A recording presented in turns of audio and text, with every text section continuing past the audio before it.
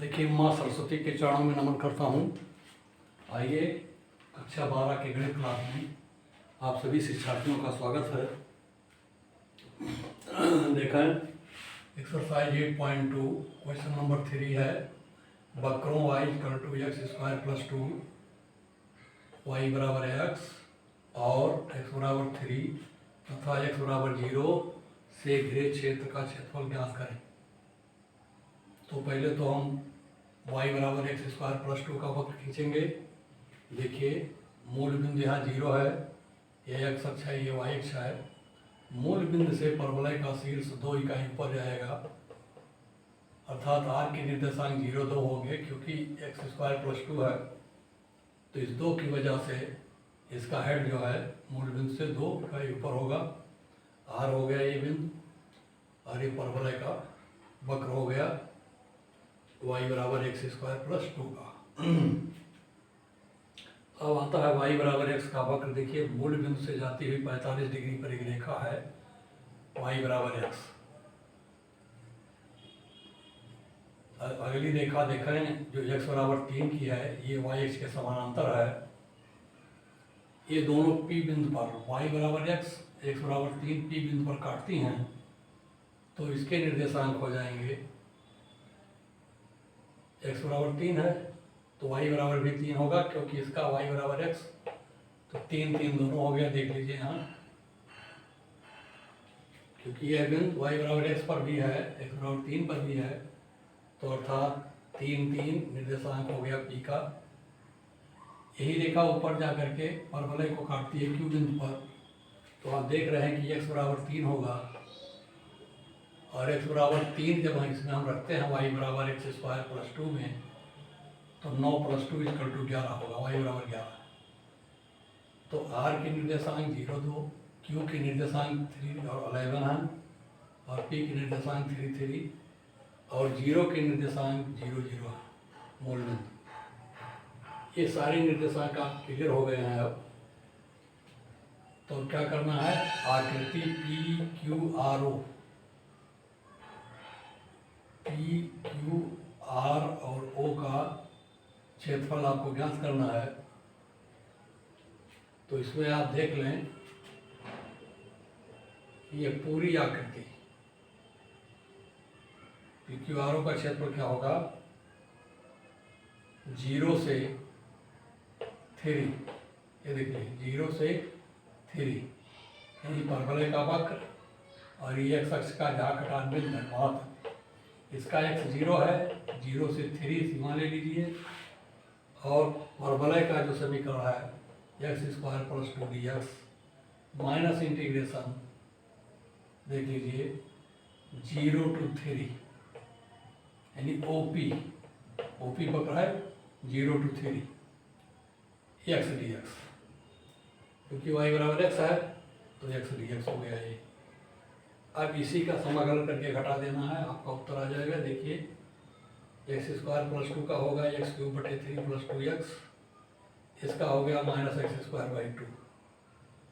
Total की सीमा आपकी हो गई आपकी 0 to 3, सीमा समान है 0 to 3। रख दीजिए 3 का, तो 3 का क्यूब 27/3 + 2 × 3 -9/2 -0। इसी को सॉल्व कर देना है। 9 + 6 - 4.5 = 10.5 वर्ग इकाई। ये हो गया क्वेश्चन नंबर 3।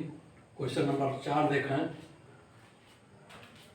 क्वेश्चन नंबर 4 है, समाकलन का प्रयोग करते हुए ऐसे त्रिभुज का क्षेत्रफल ज्ञात कीजिए जिनके शीर्ष -1, 0, ध्यान दीजिए -1 है,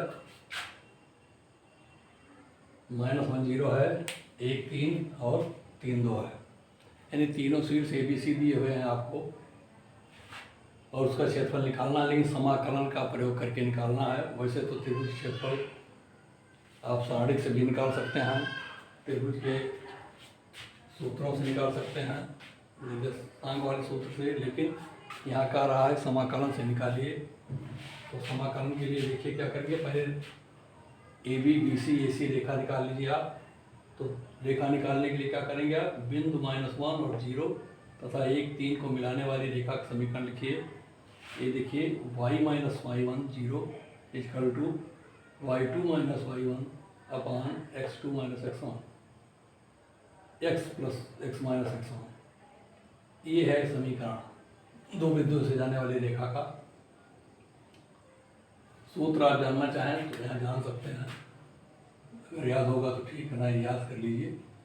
y माइनस y1 बराबर y2 माइनस y1 बटे x2 माइनस x1 और x minus x1, x minus x1, ये फार्मूला है। इस फार्मूले में रखकर ये निकाला गया है। y बराबर आ गया 3/2 x प्लस 1। ये आ गया आपका एक समीकरण जो -1, 0 और 1, 3 से जाती है रेखा। इसको आप कह सकते हैं ए बी रेखा।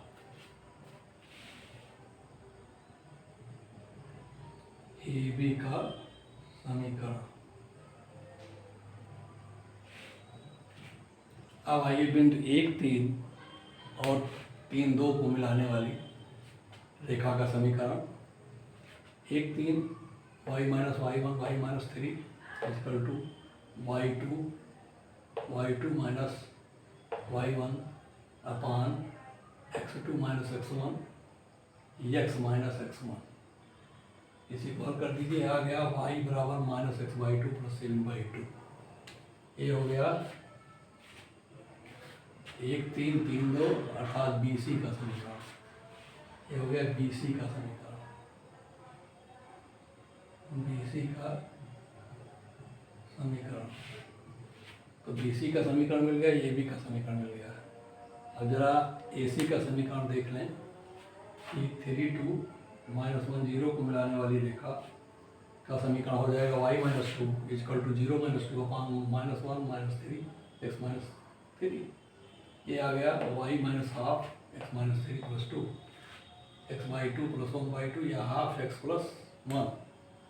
ये हो गया आपका AC का समीकरण। सारे समीकरण आपके मालूम हो गए। AB, BC, AC। अब देख लीजिए त्रिभुज ABC बराबर होगा त्रिभुज ABD प्लस समलंब चतुर्भुज DBCE माइनस त्रिभुज ACE।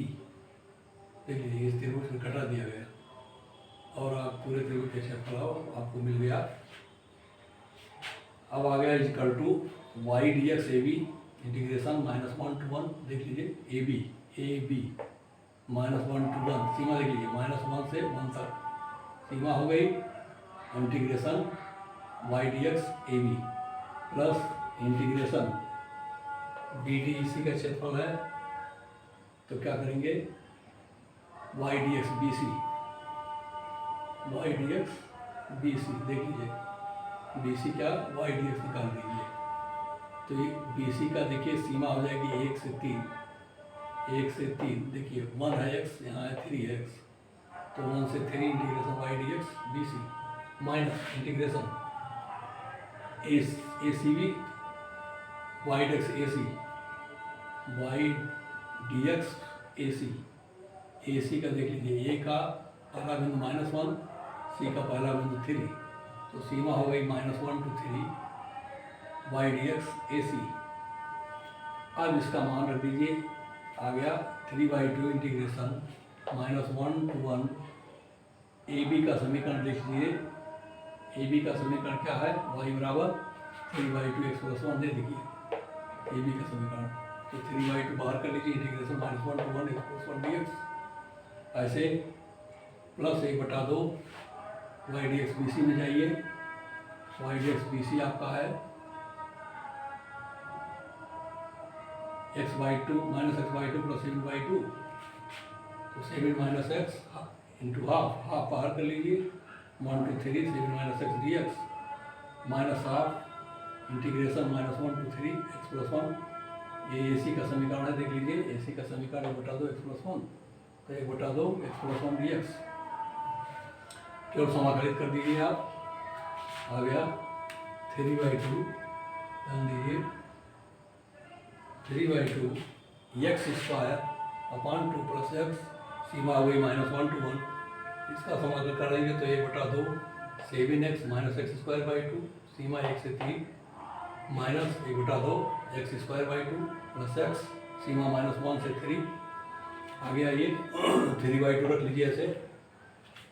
ऊपर x का मान ऊपर वाला मान रखिए 1 रखिए पहले x का मान, प्लस 1 रखेंगे तो ये 1/2 होगा, यहाँ रखेंगे 1 तो प्लस 1 हो गया, फिर नीचे वाली ऋण करके रखेंगे तो ऋण करके रखेंगे तो -x का स्क्वायर,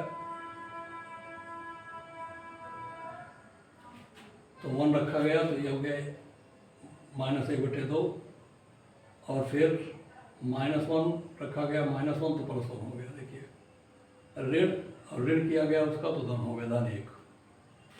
फिर प्लस लिखिए दूसरे वाले में 1/2,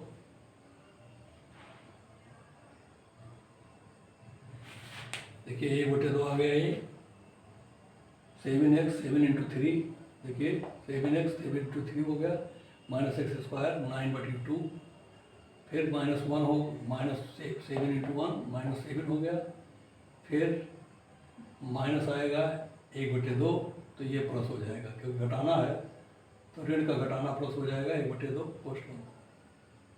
ऐसे तीसरे में जब आएंगे -1/2 बाहर है, 3 सीमा है तो 9/2 हो गया, +3 हो गया, और फिर -1 हो गया तो ये +1 में जाएगा तो -1/2 हो गया, ये -1 था +1 हो गया। अब इसी कैलकुलेट कर दीजिए 3/2, देखिए इसका कैलकुलेशन देखिए 1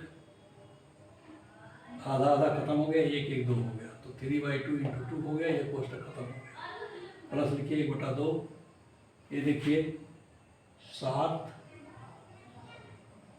21 में से 7 गया 14, आधा जोड़ दिए 14.5, यानी 29/2 में से 9/2 घट गया, 10/2 अर्थात 10, 20/2 मैंने 10, 1/2 × 10 -1/2 आ गया, यहाँ आ गया ये आपका, ये आ गया 2 में से आधा निकल गया 28, नहीं 3 4 में से आधा निकल गया 3.5, 7/2, 9 7 16/2 8, तो 1/2 × 8, 1/2 × 8 हो गया। ये देखिए 2 2 कट गया, 3 हो गया, ये 5 हो गया, 3 5 8, 8 में से 4 गया 4 इकाई इसका क्षेत्रफल हो गया।